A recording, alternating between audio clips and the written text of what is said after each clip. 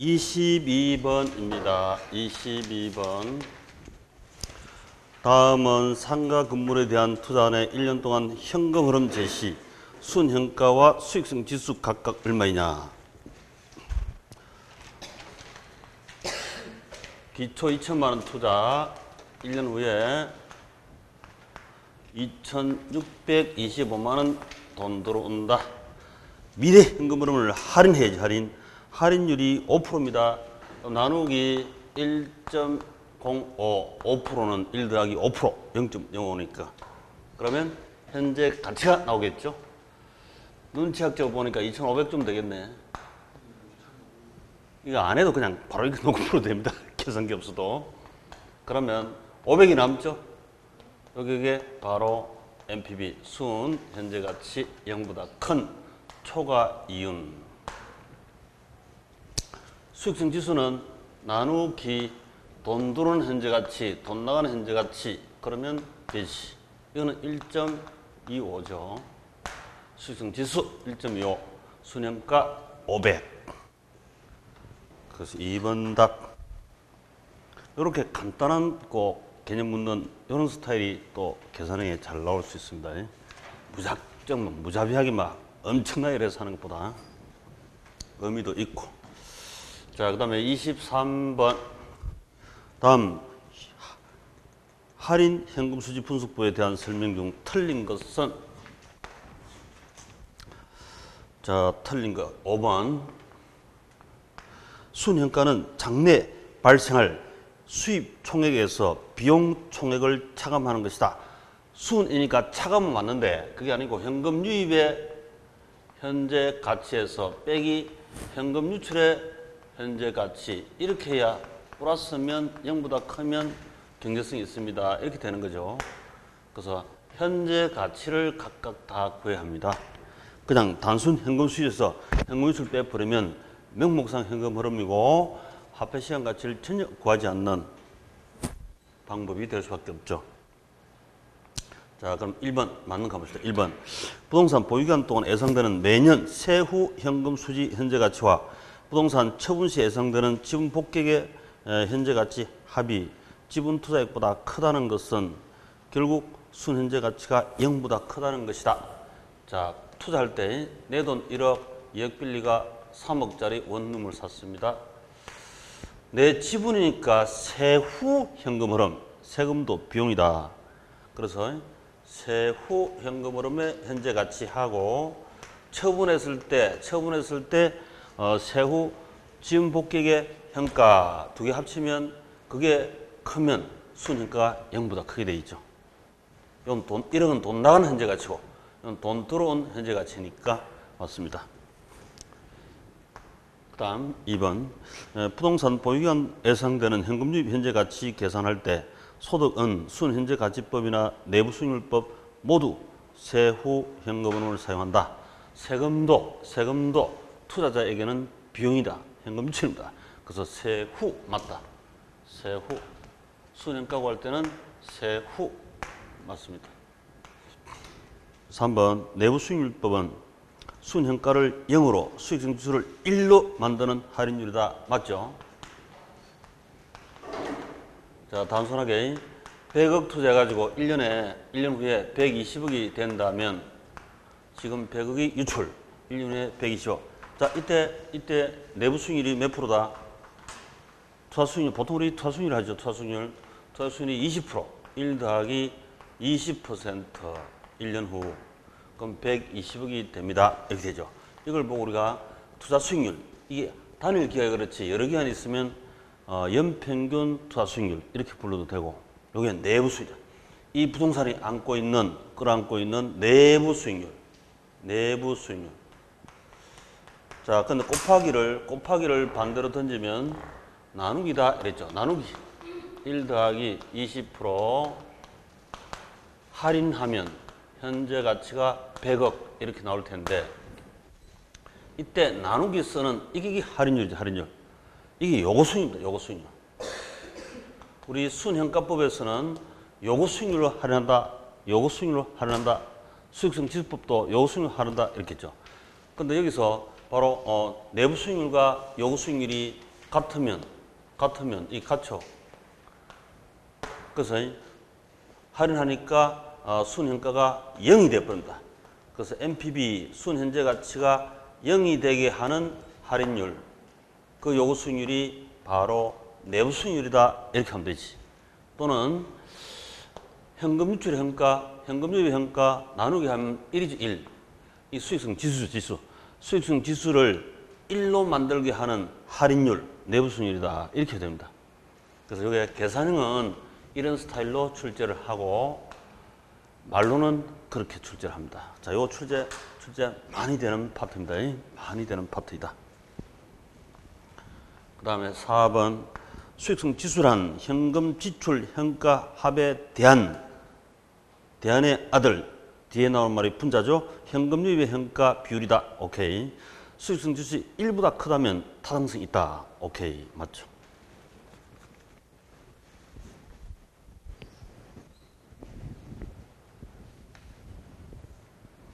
자, 24번. 다음은 부동산 입지론에 관한 설명이다. 틀린 것. 보편 원료를 많이 사용하는 산업은 시장지향형 입지다. 그러니까 원료 수승비가 별 필요 없는 것은 완제품 수승비가 차지하는 비중이 크죠. 맞습니다. 그 다음 2번. 가구점, 여성 의류점 등은 선매품점으로서 중차원 또는 고차원 중심지에 입지하는 경향이 있다. 여성들이 제일 좋아하는 것. 비교 선택. 샤핑구스다 이랬죠. 샤핑구스. 중차원, 고차원지에 시내 가서 쇼핑 한번 하고 오자 이래 되는 거죠. 맞습니다. 3번. 전문품점은 구매 노력 비용 구애를 받지 않고 수요자 취미 기호에 따라서 구매하는 상품을 지급하는 점포이다. 그렇게죠. 보석점 등. 4번. 네일리의 소비인력 법칙에 의하면 만일 A 도시가 B 도시보다 크다. 그럼 상권 경계점은 작은 도시 B 도시 가까이 있다. 이래죠. 땡. 틀렸습니다. A 도시, B 도시. 큰 도시가 상권이 크다. 그래서 큰 버서 작은 도시 옆에 서 있다. 이래야죠. 큰 도시 옆에 서 있다 하면 틀립니다. 이미 우리 35페이지 요약집에 늘상 나오고 있는 얘기다.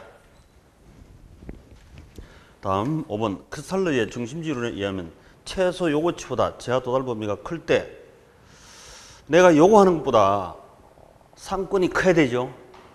중개사 합격하고 나시가 내가 최소 요구하는 게 주택 250세대인데 300세대 제한 도달 범위 상권에 입점하면 돈 되죠. 돈 된다. 만약에 250세대 입점하면 본전이죠. 150세대 입점해버리면 손해지. 그래서 돈 된다, 안 된다, 하나만 하다, 셋 중 하나. 맞습니다. 자, 25번. 도시 인근 A, B 두 할인점이 있는데요. 허퍼 상권부서 모형 진행할 때 B 할인점 이용객수 몇 명 되겠어? 마트 할객수는 2고 도시 인구 70%가 할인점이다. 뭐 줄 쭉쭉 꺼놓고 막 들어가면 되죠. 자, A 할인점, B 할인점. 크기 A 할인점 2,700, 거리 3km 제곱. 그 다음 B 할인점 5,000, 거리는 5km 제곱. 이래놓고 나면 답이 나왔다. 비율만 구하면 되니까 비율, 단순 비율만 구하면 됩니다. 3, 4번 9, 3, 9, 27, 3이네. 5, 25, 2배 2죠. 3대 2입니까? 3대 2? 3대 2. 3대 2라 이 말은 100분율로 한 사람은 60%, 40% 맞습니까? 제가 퍼센트로 환산하면 계산형도 우리 시험 사회과학은 빨라집니다. 이랬습니다. 그래서 40%. 그럼 C 소비자들이 10만 명인데 10만 명 중에서 70%가 할인점 이용하시는 손님들이고 7만 명. 7만 명의 40%가 우리 B가게 오실 손님이다. 이래 되는 거죠. 그래서 4728 1번 답. 1번 답. 맞죠? 자, 이건 이제 말로도 출제를 잘 하니까요. 요약집으로 금방 확인하시고.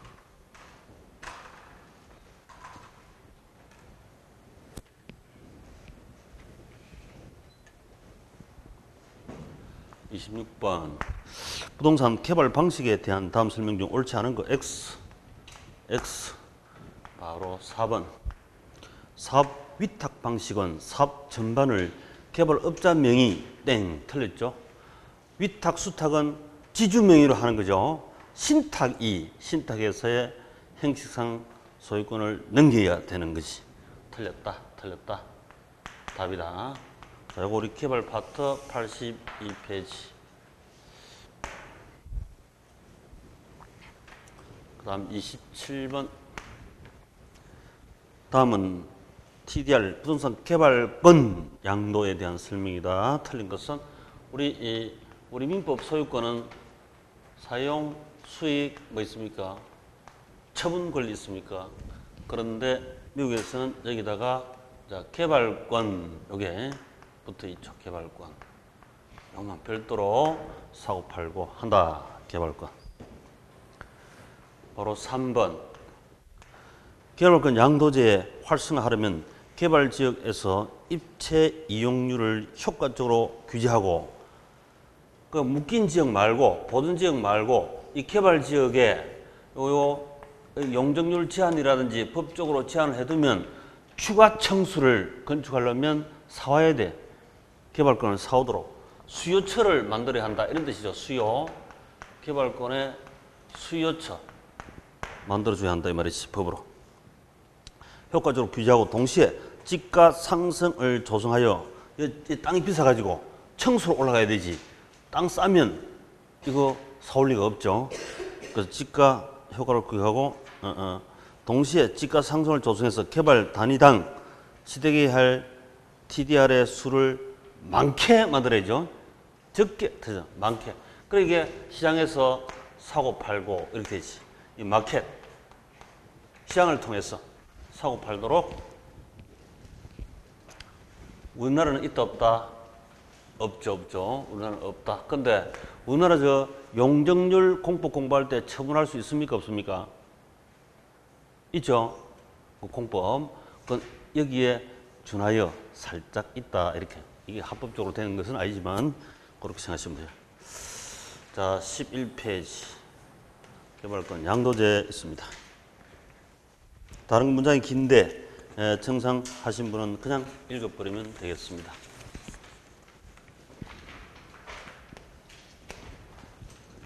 자, 28번. 다음은 저당 유동화에 대한 설명이다. 옳지 않은 것은 우리 매해 풀 때마다 이게 거의 다 나왔었죠. 옳지 않은 거 바로 2번. MBS의 주택에 대한 지분 정권한 것이다. MBS, ABS는 부채 정권입니까? 지분 정권입니까? 부채 정권을 했죠. 그래서 MBS도 이자이고 과실이, ABS도 이자이고 단 MBS보다는 ABS가 덩치가 더 크다는 것. 그렇죠? 카드 할부 채권, 리스 채권, 기타 포함된 에셋의 셋이니까 많지.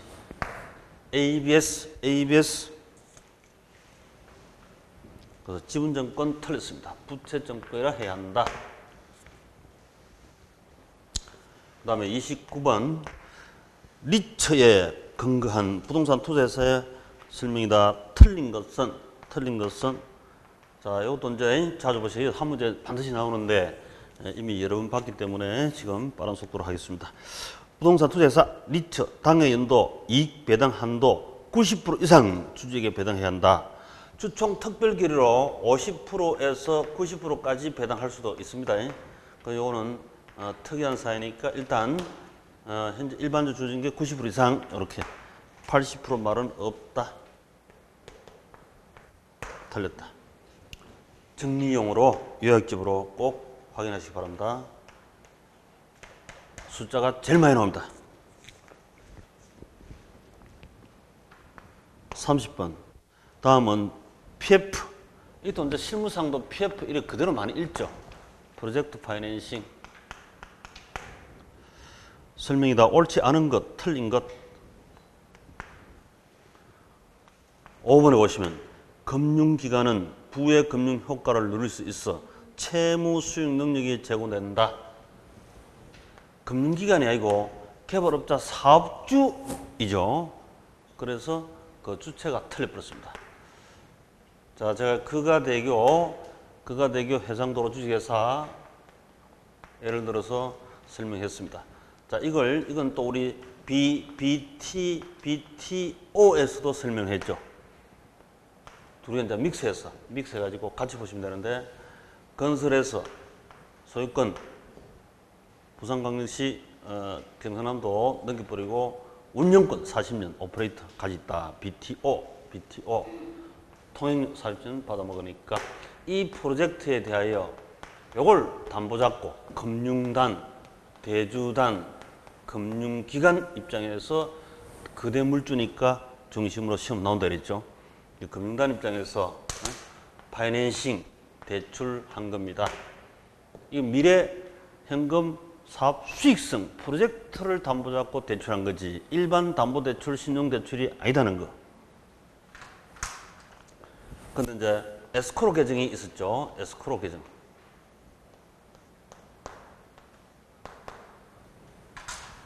여기에 출자자는 사업주, 개발업자, 이 출자자 T 부채가 아니므로 출자자 사업주 채무 수익 능력은 그대로 있다. 이렇게 해야 되는데 금융단 해서 그래 틀린 거예요.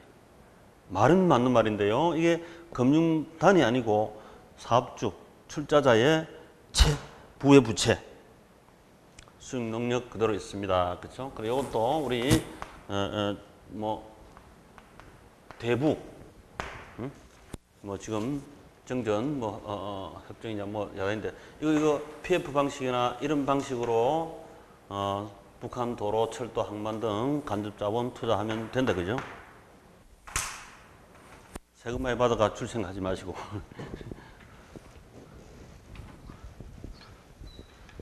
저 방식으로 하면 전 세계 자금을 끌어다가 다 투자할 수도 있습니다.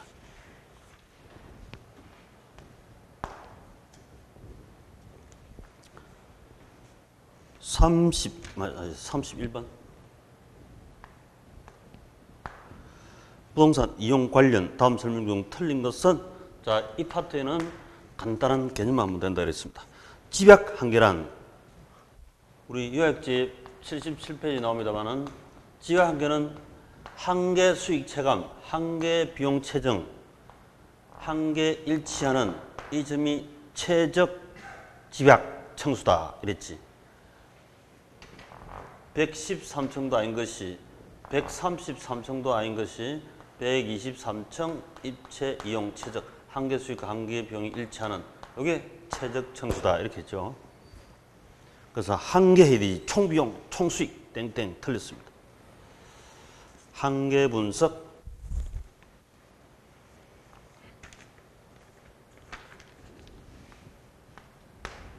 자, 32번. 다음 가로에 들어갈 지대 이론의 법칙 옳게 연결한 것은 기억은 인간이 만든 기계, 인간이 만든 건물이라면 되죠. 건물 부동산이니까 건물 등 자본 설비에 생기는 소득으로 단기적으로는 생산요소 공급이 상대적으로 고정되기 때문에 발생하는 고정요소에 대한 수익을 의미한다. 지대가 토지도 토지, 지대, 토지인데 거기에 준하는 건물, 준지대입니다. 준지대.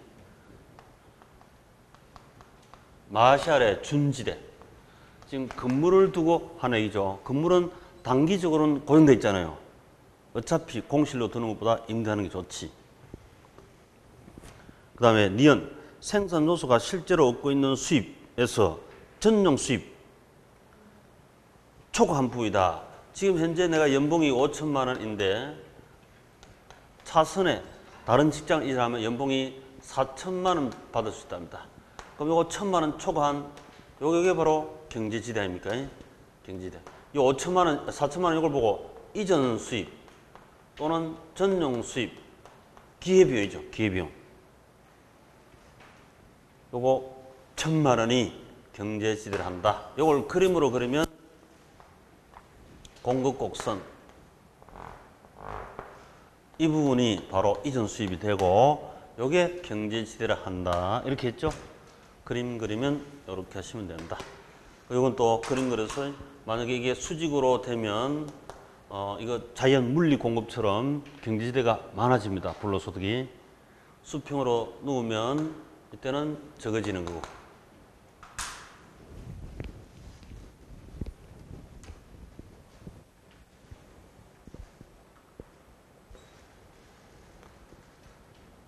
지대 관련 39페이지 있다. 자, 33번. 다음은 부동산 관리에 관한 설명 중 옳지 않은 것. 1번. 기술적 관리는 광이 틀렸죠. 자, 우리 부동산을 관리할 때 법률적 관리도 있고 경제적 관리도 있고 기술적 관리도 있습니다. 복합 개념의 관리 다 함께 관리해야 한다. 이게 원칙이죠. 그래야 관리의 진가를 발휘할 수 있다. 근데 기술적 관리만 한다면 엘리베이터, 보일러, 뭐 등 외관 기술적 관리만 한다면 이거는 시설 관리다 이렇게 부르기도 하고 또 협의의 관리다, 조문 의미 관리 이 전부 다 하면 광이겠죠. 광이 시설 관리만 하면 협의 관리, 시설 관리 또 요걸 소극적 관리 전부 다 하면 적극적 관리. 그렇죠? 또 요걸 기술은 눈에 보이는 거죠. 토지 건물 유형 관리. 얘들은 무형이죠. 그래서 이렇게 부르기도 한다.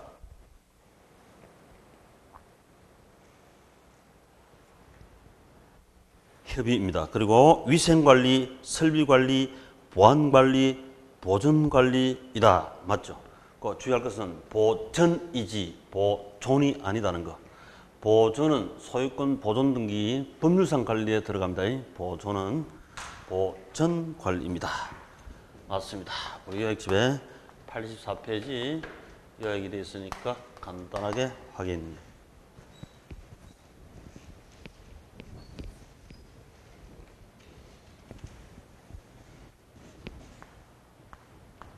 자, 34번 부동산 마케팅에 대한 설명 중 옳지 않은 것.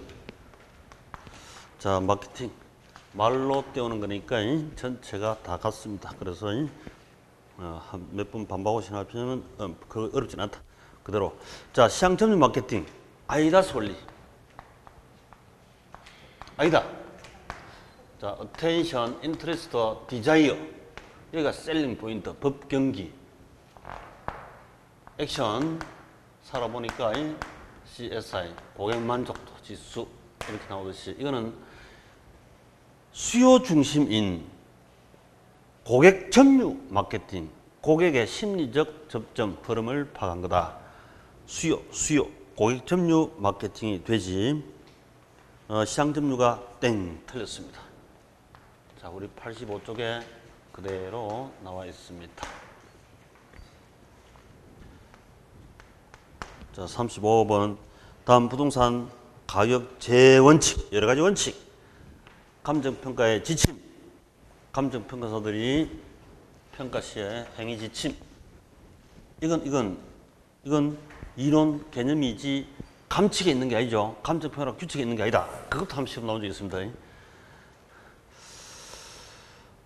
옳은 것은 자 1번 동일한 효용을 가진 여러 부동산 중에서 가장 낮은 것을 싼 걸 사고 이 가격이 다른 부동산 가격에 영향을 미치는 것을 기회비용원칙을 한다. 대체원칙이죠. 대체원칙. 대체원칙. 대체 다른 것 하니까 대신 다른 거 시장에서 여러 대체 기능이 있습니다.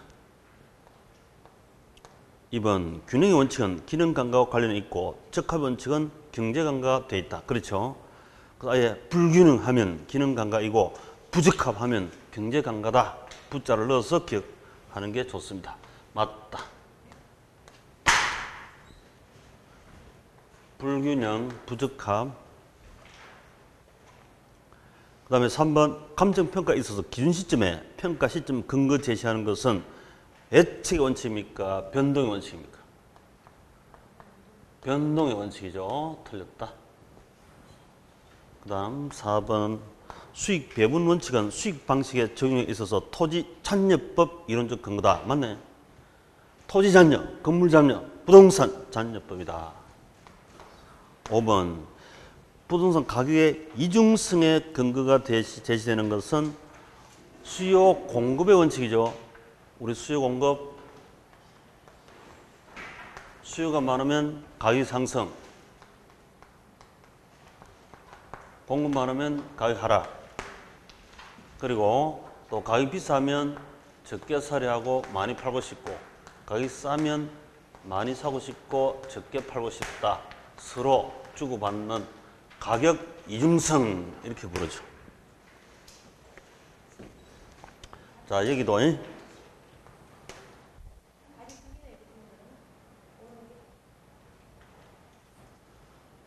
그러네요. 4번도 맞고 2번도 맞고 두 개네. 2번, 4번. 95페이지.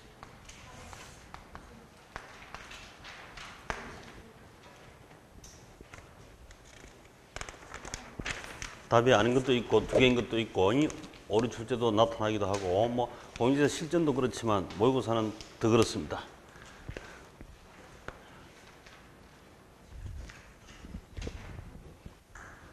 자, 36번. 다음 지역 개별 분석 맞는 것은 지역 분석, 개별 분석 매년 거의 시험 출제이다. 자, 맞는 몇 개? 자, 기억. 지역 분석은 인근 지역뿐만 아니라 동일 수도권 내에 유사 지역까지 분석함으로써 대상 부동산의 구체적 가격 구합니까? 시장의 가격 수준을 구합니까? 시장에 가면 기본적으로 프라이스 레벨, 가격 수준을 알 수 있는 겁니다. 시장 가격 수준.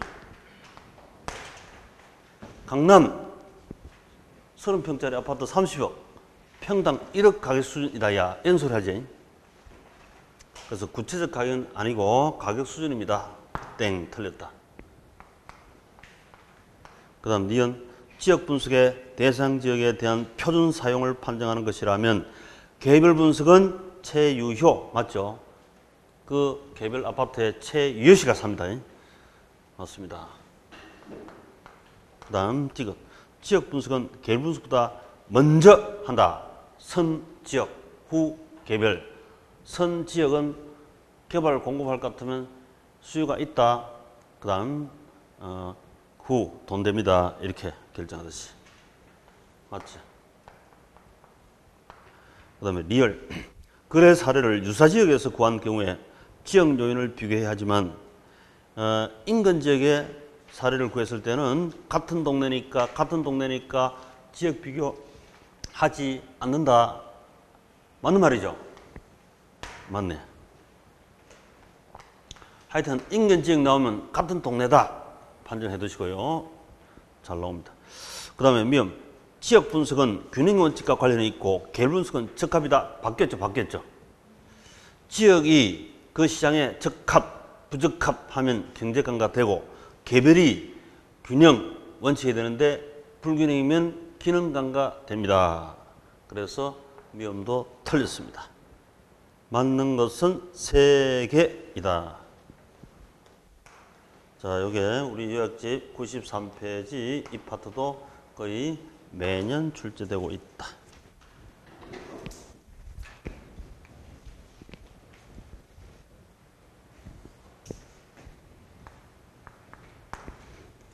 다음 자료를 활용해서 거래 사례 비교법에 의한 가격은 사례 부동산은 일주일 전 10억에 거래되었습니다. 10억. 대상 지역의 상권은 사례 지역보다 10% 우세. 10% 우세니까 곱하기 1.1이죠. 1 더하기 10% 또는 그냥 바로 100분의 100에서 대상 부동산이 10% 우세니까 110, 100분의 110 이렇게 되겠죠. 100분의 110은 뭐 1.1이나 다름없으니까. 대상 부동산이 사례 부동산보다 개별적으로 5% 열세다. 대상 부동산이 분자가 100에서 5를 빼면 100분의 95죠.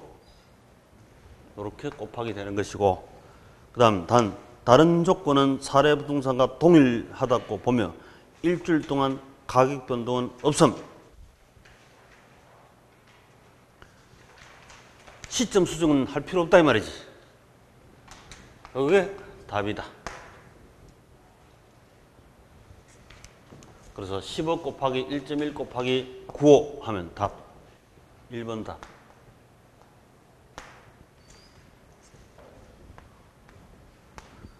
38번. 적산법에 대한 설명으로 옳지 않은 것은, 적산법 그렇게 우리 시험 많이 안 나오니까 바로 5번에 공익비와 부가사용료, 필요재경비 포함된다. 자, 공익비, 부가사용료 이거 우리 별로 본 적이 없습니다. 자, 요약집 104페이지 한번 봅시다. 요약집 104페이지.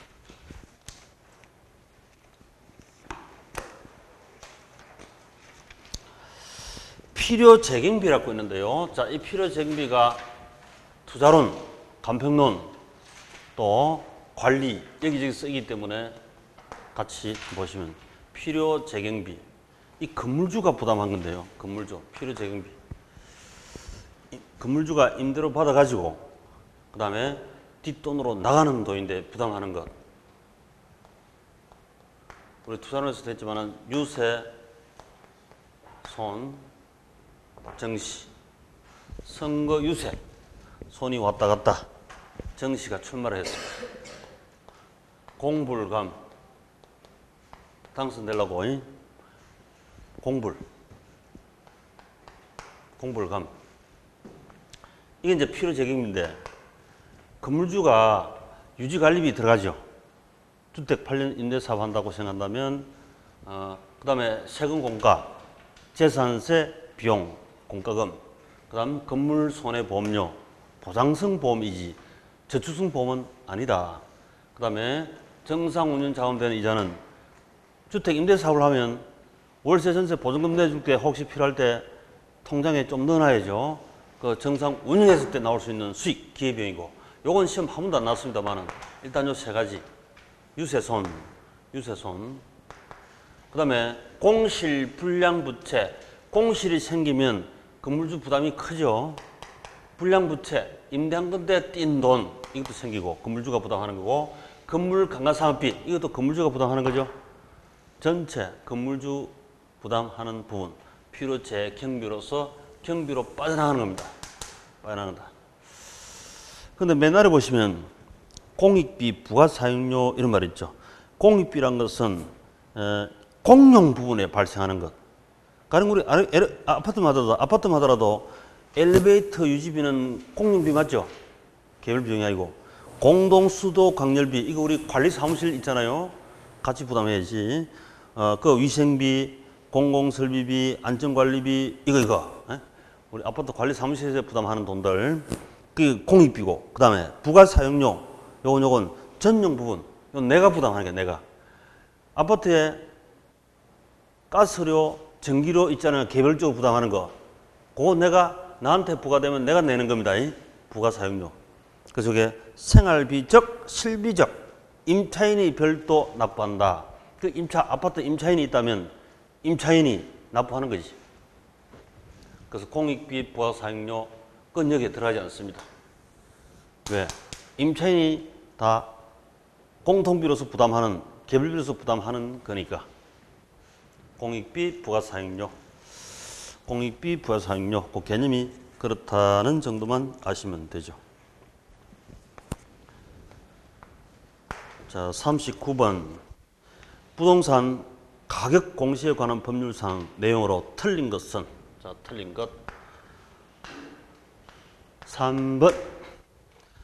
건부지도 표준지로 선택될 수 있지만 표준지 공시가는 나지를 기준으로 평가해야 한다. 자, 건축물이 있는 부지, 이게 건부지죠. 그러면 나지 평가해야 됩니까? 나지 상정 평가해야 됩니까?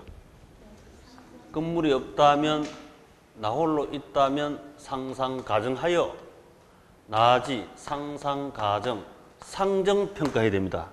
그래서 그냥 나지 평가하면 틀립니다. 우리 전국에 50만 필지가 표현주공시가 평가를 하는데 매년 여기서 건물이 있는 것도 있고 없는 것도 있고 이렇게 했죠. 없는 거는 나지 평가고 있는 것은 건물이 없다면 나지 상정 평가해야 된다 이랬습니다. 그래서 틀렸죠.